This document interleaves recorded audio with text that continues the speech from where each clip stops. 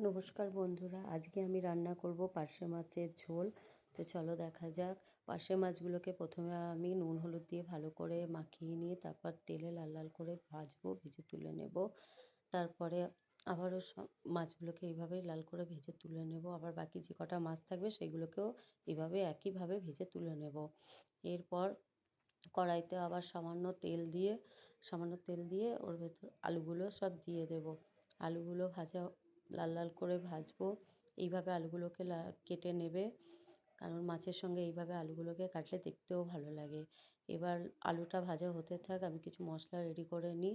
আমি যেহেতু হালকা করে রান্না করব তাই মশলাটাও সামান্য নিয়েছি। একটু রসুন, একটু আদা, একটু পেঁয়াজ নিয়ে এটাকে পেস্ট করে নিয়েছি। এদিকে আমার আলুটা ভাজা হয়ে গেছে। এবার আলুটাকে আমি তুলে নেব। এবার ওই কড়াইতে তেজপাতা, পাঁচফোড়ন, পেঁয়াজ দিয়ে লাল করে ভেজে এবার ওর মধ্যে বাটা মশলাটা দিয়ে হলুদ গুঁড়ো, লঙ্কা গুঁড়ো, জিরে গুঁড়ো দিয়ে অল্প জল দিয়ে আন্দাজ মতো নুন দিয়ে এটাকে ভালো করে কষিয়ে নেব।